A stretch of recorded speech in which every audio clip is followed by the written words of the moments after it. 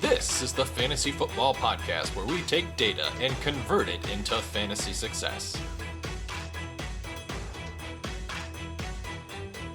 No bias, no hot takes, only victory.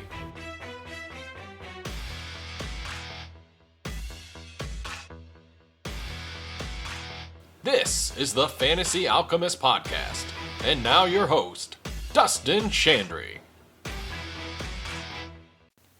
Welcome into episode 12 of the Fantasy Alchemist Podcast. I'm your host, Dustin Chandry, recording early morning, September 14th. And as we move closer to the start of week 2, I wanted to recommend a handful of players who are outside the top 20 at their positions who I think you should seriously consider starting this week. You see, it's a combination of players who disappointed in week 1, but they played well on small samples, or they were just players who overperformed, and I think they continue to be underranked heading into week 2. Now, some of these players you likely picked up off the waiver wire in week 1. You targeted these players on your waivers for a reason. You should have confidence in starting them, otherwise, why are they on your roster at all? So with that, let's discuss the players that you should not be afraid to start in week 2.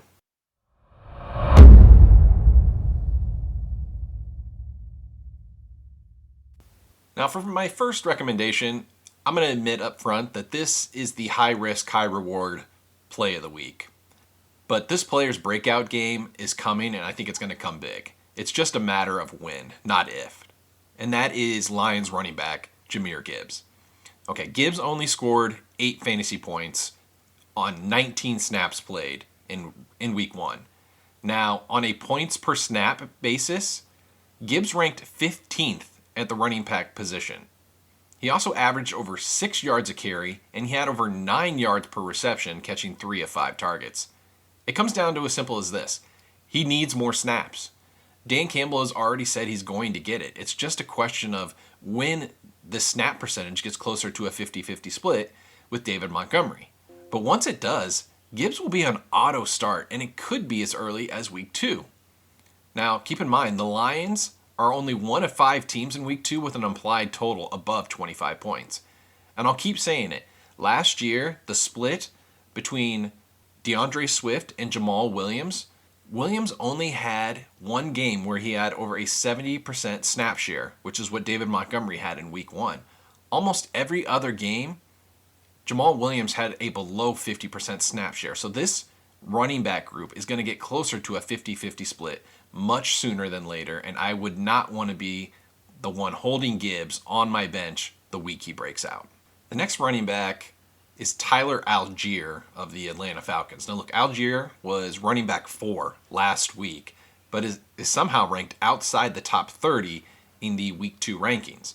Now, even with Bijan Robinson, I think Tyler Allgeier warrants another start. Now look, Allgeier, he had 18 opportunities in week 1, and he had 2 red zone touchdowns. Bijan got the other touchdown, right? The Falcons had 3 touchdowns. All of them went to the 2 running backs. Now, both Bijan and Allgeier, they ran for over 5 yards a carry, each of them in week 1.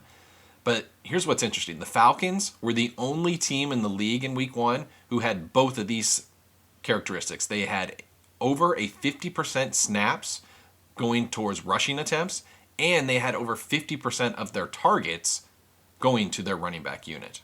You see, no other team in the league even remotely comes close to the way the Falcons are hyper-using their running back unit. I think you can comfortably start Allgeier along with Bijan Robinson every week going forward. And another team that had heavy usage of their running backs was the Chicago Bears. And the player I'm recommending that you start is Khalil Herbert. Right now he's ranked as running back 33 in the week 2 rankings. Now, all 3 Bears running backs played more than 20 snaps in week 1. But what's important was the game flow. You see, Herbert's concentration of snaps was very early in the game, whereas rookie Rashawn Johnson's snaps was late in the game, in garbage time, when the game was out of reach. So I think in a more competitive game, Khalil Herbert is going to have a strong majority of the snaps for the Bears. But what's also surprising is how many targets the Bears running back unit got in week 1.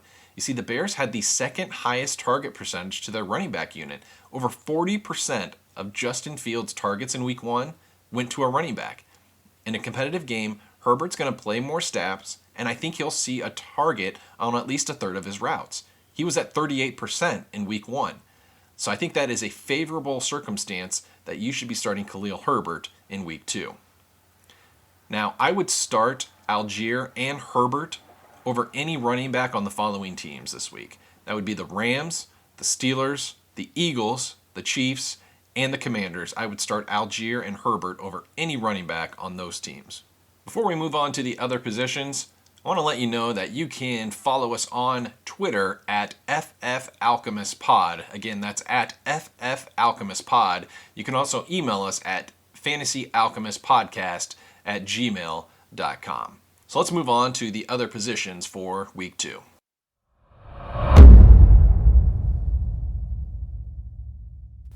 Now, Rams rookie wide receiver Puka Nacua had an unbelievable week 1.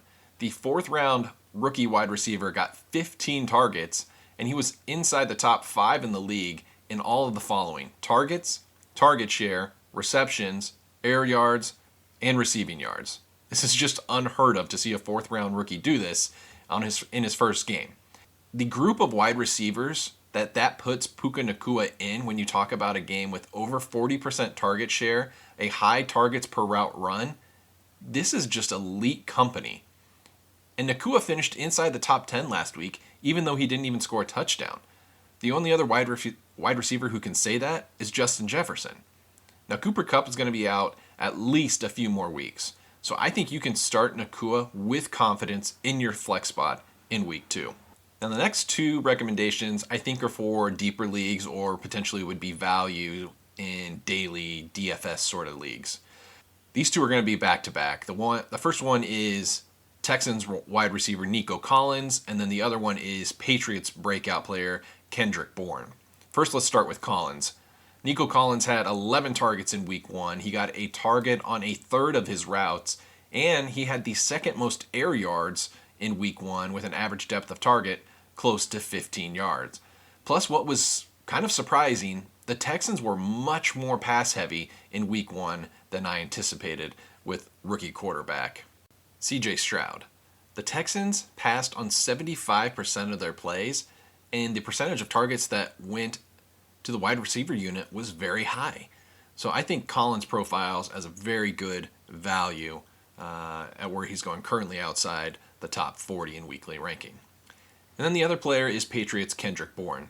And this is really as simple as Bourne played the most snaps of any wide receiver in the league in week 1. He played 72 snaps. He had 11 targets. He got a target on nearly 25% of his routes run. He had an average depth of target above 10 yards, and he scored 2 touchdowns on 2 red zone targets. Look, I said this last week. Kendrick Bourne got the largest share of the biggest pie in week 1, meaning he got the most targets on the offense that passed the most. I think Bourne is a safe, and I think the Pats are a greatly improved offense as we saw in week 1, and because of that, I think Kendrick Bourne will remain a solid flex option and a very good value in DFS. As for tight ends, there's 2 guys that I have been kind of pounding the table for now for weeks leading up to the season, and I didn't see anything that changed my mind in week 1. The first is Luke Musgrave of the Packers. He's at tight end 17 in the week 2 rankings, and the other is Jake Ferguson of the Cowboys, tight end 22 for the upcoming week. Now, Musgrave, he led his team in snaps, routes run, and he was second in air yards for the Packers in week 1. And Ferguson, he led the team in targets, and he had a target on 50% of his routes run in a game that got out of hand really quick, so the Cowboys had really no incentive to get into the passing game for a full 4 quarters. So these are both guys that if you're desperate at the tight end position, we'll have to wait and see what happens with Kelsey and Andrews. So I'm crossing my fingers that both those guys will be back in the lineup in week 1. But if not, these are 2 guys that I like as deeper targets that you could fill in a... As for the quarterback position, I think the weekly rankings are pretty close to accurate, and nobody really stands out as a significant jump, somebody, who's in the late teens that you should be jumping up inside the top 10. But I will say this, if you are in a Superflex 2 quarterback league, I think that's where things get interesting, and you should definitely be starting Patriots quarterback Mac Jones. Right now he's ranked quarterback 24 on the week. Now, what's interesting is in week 1, the Patriots had the 6th lowest implied total based on the betting lines in week 1, but after a stellar offensive performance, they're now ranked 13th in the league in week 2 in their implied totals. Now, Mac Jones, he led the league in week 1 in attempts. He had 300 yards, 3 touchdowns. He was top 10 in week 1 on his accuracy rate too. And I think he could be involved in another shootout with the Dolphins on Sunday. The over-under in that game is pushing 50. I'll also add that if you have a league where quarterbacks get points for completions, Mac Jones should be ranked even higher. For example, I have one league where quarterbacks get a quarter of a point for every completion. That means every 24 completions would be equivalent to a rushing touchdown. And Mac Jones led the league in week 1 in attempts and completions. Now, this episode is dedicated to players you shouldn't be afraid to start. But there's got to be one player I think you shouldn't be afraid to sit. And it's really unfortunate because I think the player is supremely talented, but that is Jets wide receiver Garrett Wilson, who I think was a potential breakout top 5 receiver on the season. But unfortunately, with the injury to Aaron Rodgers, Garrett Wilson is now ranked wide receiver 15 in the week 2 rankings, and I think that is still way too high. Look, the Jets have the lowest implied odds of the week against the Dallas Cowboys. They're projected to only score 15 total points. And if you look at the splits last season when Zach Wilson was at quarterback compared to somebody else at quarterback, for Garrett Wilson, it is night and day. Look, Wilson only averaged 9 fantasy points a game when Zach Wilson was the quarterback. Garrett Wilson got 5 fewer targets, 25 fewer yards, he had a lower target share, and he had a lower targets per route run rate. I love Garrett Wilson, but he could be a major bust the rest of the season now that Zach Wilson is back under center. So that'll wrap up episode 12 of the Fantasy Alchemist podcast. Make sure to hit subscribe. We'll drop more content this week and early next week with a recap of week 2. Dustin Chandry signing off. Thank you for listening. Thank you for listening to the Fantasy Alchemist podcast. You can follow the pod on Twitter at FFAlchemistPod or email us at fantasyalchemistpodcast@gmail.com.